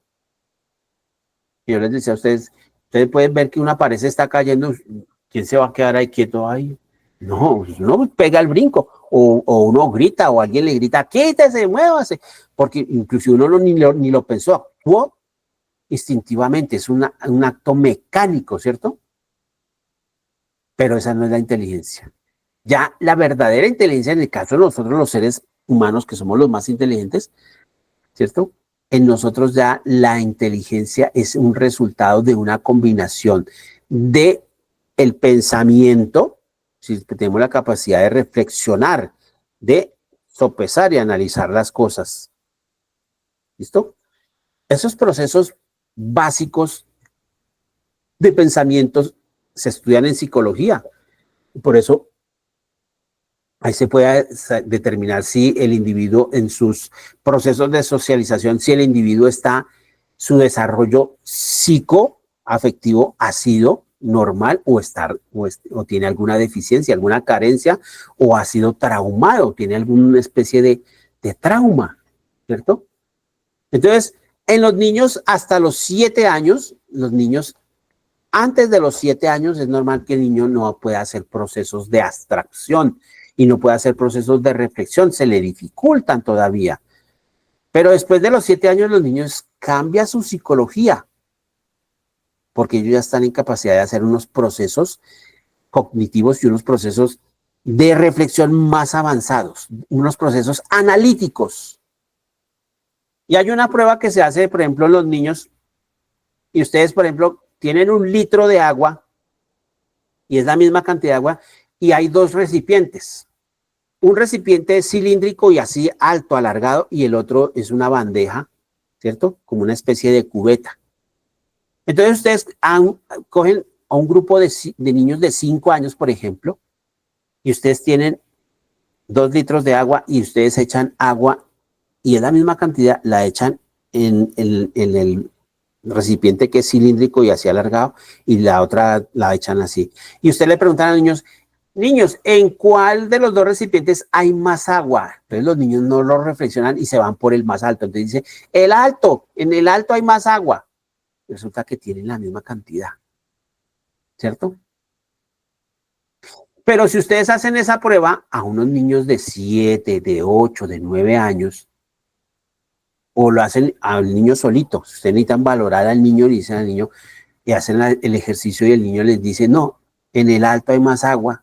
Ustedes dicen, este niño tiene un problema. Hay un déficit en su desarrollo cognitivo y en sus procesos analíticos. Hay una carencia, ¿cierto? Entonces, ahí, esto lo vamos a profundizar mucho más adelante, porque vamos a ver ahí los cambios psicológicos que sufre el ser humano a los 7 años y a los 12 años. Por eso los padres tienen una misión grandísima desde la cuna para poder formar a sus hijos. Y tienen dos periodos críticos, o sea, dos plazos que no pueden dejar pasar. El primero es a los 7 años y el segundo a los 12 años. Ya después de ahí para adelante hacer un proceso formativo, instaurar buenas pautas de crianza con los niños va a ser muy difícil. Si al niño en sus primeros procesos de socialización no se hizo los correctivos adecuados, pues el niño va a llegar adulto con un sinnúmero de problemas, con problemas de autoridad, con problemas de comportamiento, de irresponsabilidad, de desorden, de, bueno, un sinnúmero de cosas, de agresividad inclusive. Bueno,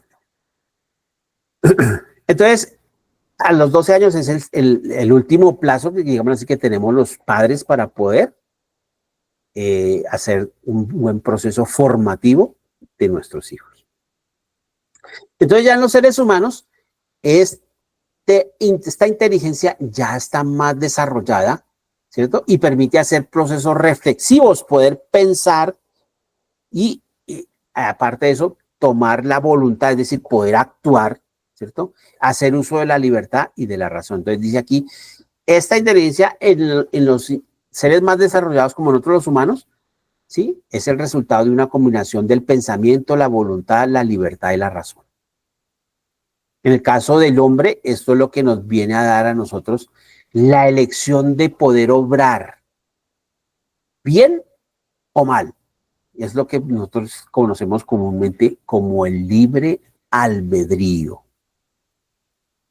Entonces, queridos hermanos, ustedes dirán, ¿qué es eso de libre albedrío? Yo pensaba que el libre albedrío era la misma libertad. Y resulta que no, queridos hermanos, son cosas totalmente diferentes. Una cosa es la libertad y otra cosa es el libre albedrío. ¿Listo? Y aquí voy a tener un poquitico para profundizar en esto para que quede más claro con eso. Cuando más adelante vayamos a hablar de libre albedrío, ustedes no se van a confundir y estén hasta hablando de libertad. No, no estoy hablando de libertad. Entonces voy a ponerles un ejemplo y ahí el ejemplo ustedes lo ven al lado derecho. Ustedes ven a un hombre y a un león. Está el hombre y está el león. Estas tres imágenes que yo traigo en esta diapositiva antes de pasar a hablar lo que les voy a hablar de libre albedrío, aquí están los ejemplos de izquierda a derecha. En la izquierda tenemos, ahí ustedes ven unas rocas de diferente color. Son rocas minerales, ¿cierto? Esto es un ejemplo de ser inorgánico, es decir, un ser inanimado. ¿De qué está formado? De materia, es decir, de los elementos de la tabla periódica. ¿Cuál es la característica principal? Que carecen de principio vital, o sea, no tienen vida. Por lo tanto, tampoco hay inteligencia. Tenemos en la mitad seres animados. Animados es que tienen vida. Por ejemplo, son como los orgánicos. ¿Qué pasa en estos seres? Los vegetales, por ejemplo, las plantas. No piensan, están formados de materia, sí, pero están formados de vitalidad, es decir, tienen principio vital, pero su inteligencia no está presente. ¿Tá? Aún no se ha desarrollado en eso. Y tenemos del lado derecho a los seres orgánicos también, ¿cierto? Piensan, están formados de materia, tienen vitalidad, es decir, tienen principio vital y están dotados de un principio inteligente, es decir, tienen un alma, ¿cierto? Que les da la facultad de pensar, pero obviamente a pesar de ser orgánicos no están en el mismo nivel. Está el león y está el hombre. De los dos, ¿cuál es el más inteligente?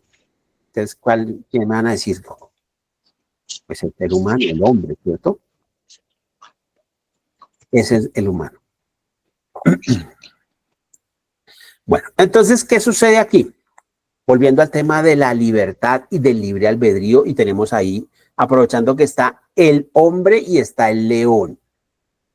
Entonces, si vamos a hablar de libertad, todos los animales tienen libertad. Todos. Una paloma, un pez, ¿cierto? Un perro, un gato, una vaca, un toro, un león, los animales domésticos y los animales salvajes. Todos tienen libertad. Los seres humanos también tenemos libertad. ¿Listo? El león, si se quiere subir a un árbol, se quiere bajar del árbol, él es libre. Tiene libertad.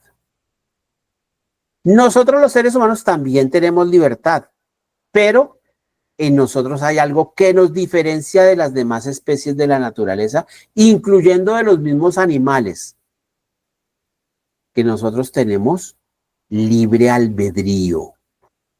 Y ese libre albedrío hace que en nosotros esté la inteligencia, pero una inteligencia más desarrollada. Es decir, el león también tiene inteligencia. Todos los demás seres de la naturaleza, los animales, tienen inteligencia de acuerdo a cómo sea su grado evolutivo. ¿Listo? El león obviamente tiene su inteligencia, pero no está tan desarrollada como la de nosotros. Por eso el león todavía no puede ejercer su libre albedrío. Nosotros como seres humanos sí podemos ejercer el libre albedrío. Entonces aquí es donde les voy a poner a ustedes este ejemplo para que ustedes me entiendan un poquito por qué hay una diferencia entre el libre albedrío y la libertad. Es decir, el hombre y el ser humano, y el león, perdón, el hombre y el león tienen libertad. ¿Listo? Entonces, supongan ustedes que un león llega a la ciudad y tan pronto ingresa a la ciudad, resulta que el león tiene hambre. Entonces, el león, como tiene hambre, siente la necesidad de satisfacer esa necesidad. Y además porque lleva 4 o 5 días que no prueba alimento, el león tiene un hambre terrible. Y el león va dentro de la ciudad y llega a una esquina en una calle y se encuentra con un niño de 5 años. ¿Ustedes qué creen que haría el león? Porque el león tiene su olfato, ¿cierto? Lo tiene muy desarrollado y es un olfato que está preparado para olfatear una posible presa, porque el león no va a hacer y ve allá un ladrillo y ay, me voy a comer ese ladrillo. No, no se va a sentir atraído porque eso no le va a generar. Es como nosotros vamos por la calle y tenemos hambre y llegamos a una esquina y nos da el olor de un asadero de pollos y uno dice, ay, qué olor tan rico, ¿de dónde viene ese aroma? ¿De dónde viene ese olor? Y huele como a carne, huele a comida muy delicioso. Y uno como que por curiosidad, si uno no vaya a comer, uno por curiosidad, mira a ver de dónde. Porque sentimos el estímulo, ¿cierto? Y tenemos una necesidad, y de pronto uno viene con hambre. Entonces el león, como ser vivo, y como ser que ya tiene un grado de inteligencia no desarrollada como la del ser humano, el león llega a la esquina y olfatea, y el león olfatea los seres vivos, es decir, olfatea las proteínas. Porque ustedes piensen que el león es un carnívoro, no es un herbívoro. Si el león fuera un herbívoro, llegaría, es que inclusive ni hubiera llegado a la ciudad, porque se hubiera quedado por ahí en la selva comiendo hierba, comiendo pasto, porque es un herbívoro. Pero como él busca es lo que, la base de su alimento, que es la carne, pues el león llega a la esquina y el león se encuentra con el niño de 5 años, el león, ¿qué va a hacer? Él actúa por instinto, queridos hermanos. ¿Y su instinto qué le dice? Debo satisfacer mi necesidad de comer. Entonces el león se abalanza sobre el niño, lo sujeta por el cuello, lo mata y después lo empieza a devorar. Entonces yo les pregunto, ¿el león qué usó ahí? ¿Su instinto o su inteligencia. Él ya tiene inteligencia, obviamente, pero no es desarrollada como la nuestra. ¿Qué primó en él? Primó el instinto. Entonces, como primó el instinto, era porque él necesitaba satisfacer una necesidad primordial, que es de alimento. Él busca preservar su vida. Entonces, el león no tiene libre albedrío. Como él no tiene libre albedrío, el león no puede juzgar. Si llega a la esquina y ve un niño, el león no va a decir, ay, es que es un cachorro de ser humano. No, yo no me lo puedo comer porque ¿qué van a pensar los demás seres humanos? Me podrían matar. No, no, no, no, no. El león no está capacitado para hacer ese tipo de reflexión, no está capacitado para pensar de esa manera. Entonces el león simplemente actúa. Su inteligencia no le da para más porque no está más desarrollada y él necesita cumplir su necesidad. Su parte instintiva es más fuerte. Dice, es un animal salvaje, coge al niño y lo mata, lo devora. ¿Ustedes se dan cuenta? En cambio, si es un ser humano el que va por la calle y lleva hambre y lleva 2 o 3 días que no ha probado alimento, el ser humano llega a una esquina y se encuentra al niño, el ser humano no se va a comer al niño. ¿Por qué? Porque el ser humano ya está en capacidad de hacer un proceso reflexivo, su inteligencia está más desarrollada que la del león y el ser humano ya sabe qué es bueno y qué es malo, qué está bien y qué está mal, porque su inteligencia ya está capacitada para hacer esos procesos reflexivos, esos procesos analíticos. Entonces el ser humano llega a la esquina y ve un niño, el ser humano sí va a decir, no, es un pequeño, no me lo puedo comer.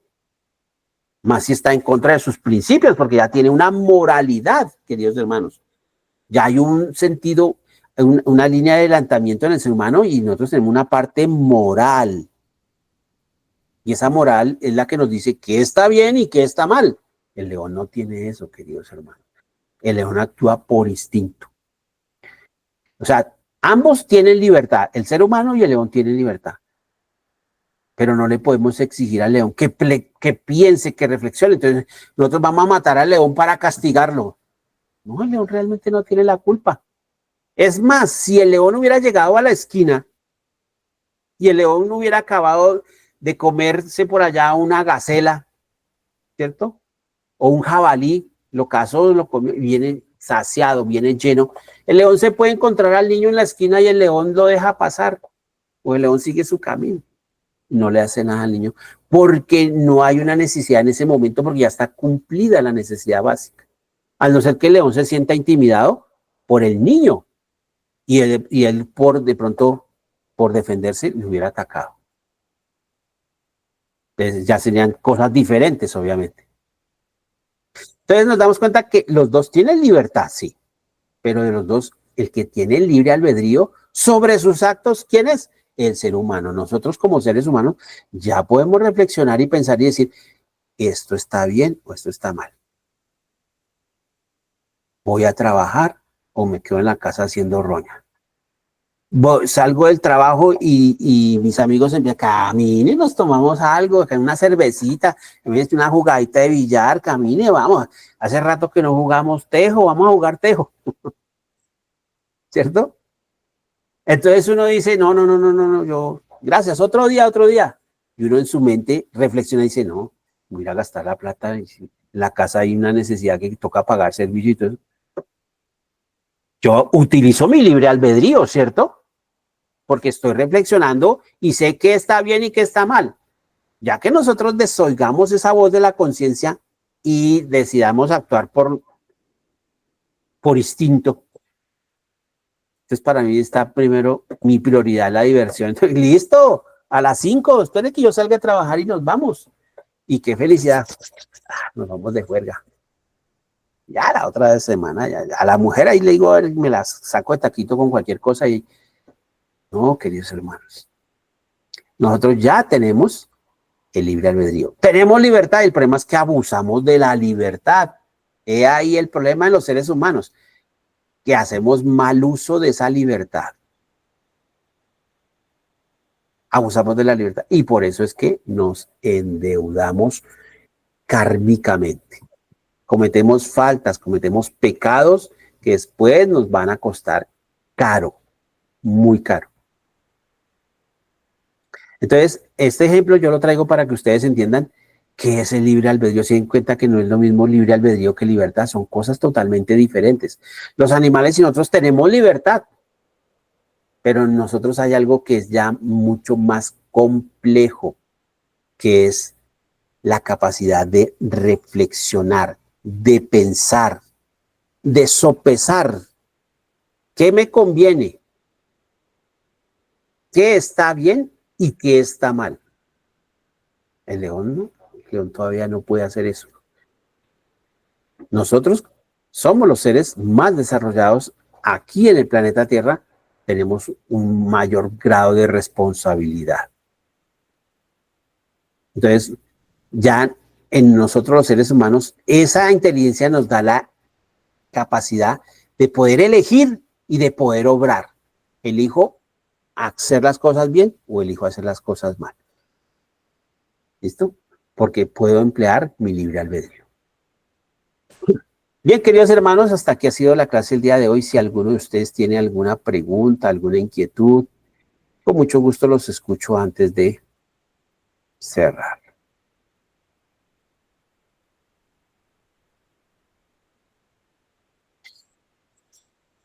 Bueno, quiero invitarlos para dentro de 8 días, vamos a nuestra siguiente clase. Ya como les decía al comienzo, hoy damos por concluido, damos por terminado el libro primero, titulado Las causas primeras. Ya en 8 días vamos a ver el libro segundo. Vamos a iniciar el libro segundo, este libro es más extenso. Y este libro segundo se denomina Mundo Espírita o de los Espíritus. Y vamos a ver de una vez el capítulo primero, que se titula De los Espíritus. Y esta clase es importantísima. Mire, yo lo digo por experiencia, hay personas que están haciendo este curso y se la pierden. Y después más adelante, ¿qué es eso de chispa? ¿Por qué habla de una chispa? Ay, ¿y eso de dónde salió? ¿Y por qué habla de un periespíritu? Ay, ¿qué es eso? ¿Y eso cómo se come? ¿Cierto? Y habla de espíritus de primero, de segundo y de tercer orden. ¿De qué está hablando? Están perdidos. Y más si no les gusta leer, peor. Entonces, yo siempre les recomiendo, queridos hermanos, sean juiciosos con su lectura, léanse su capítulo antes de la clase. Y mire, créanme que esa es la clave para que ustedes puedan aprobar el curso. Si ustedes son juiciosos, inclusive ahora hay muchas cosas que nos permiten alcahuetear, porque anteriormente sí o sí tocaba leer, o si no decirle a alguien, léame. Pero ahora ustedes tienen la tecnología, tienen los audiolibros, tienen ahí la tecnología en su mismo móvil, su mismo celular o en su mismo computador. Ustedes pueden abrir el archivo y le ponen un lector de esos, una IA de esas que les lea a ustedes. Y ustedes van haciendo sus tareas, sus oficios, lo que sea, y van escuchando su capítulo. Entonces ahí en ese capítulo vamos a hablar del origen y la naturaleza de los espíritus. Vamos a hablar del mundo normal primitivo. ¿Qué es eso del mundo normal primitivo? Vamos a hablar de la forma de los espíritus y la ubicuidad de los espíritus, porque hay gente que dice que un espíritu se puede aparecer en 2 partes al mismo tiempo. Vamos a ver qué tan cierto es eso, si sí se puede hacer o no. Vamos a hablar del periespíritu, saber qué es el periespíritu. Vamos a hablar de los diferentes órdenes de espíritus, ¿sí? O sea, ¿qué clases de espíritus hay? Vamos a hablar de la escala espírita, cómo se clasifican los espíritus. Y vamos a hablar de la progresión de los mismos espíritus, cómo los espíritus en el plano espiritual van progresando, porque ellos no son cosas inertes ahí, sino ellos tienen una vida que se continúa en el plano espiritual. ¿Listo? Y vamos a hablar en la parte final de los ángeles y de los demonios. A ver de dónde surgen esos ángeles. Si es como nos dicen las iglesias y las doctrinas religiosas, que los ángeles son una creación hecha por Dios aparte y los demonios son otra creación hecha aparte. Ahí vamos a ver, vamos a clarificar y a seguir desmontando muchos mitos, muchas creencias, ir depurando nuestro sistema de creencias o irlo reafirmando dependiendo sea el caso para cada uno de ustedes. Bueno, queridos hermanos, les doy a todos ustedes las gracias por su tiempo, las gracias por su atención. Solo me resta despedirlos, desearles que tengan un resto de día feliz y agradable. Que el Señor los bendiga, cuídense mucho y hasta la próxima.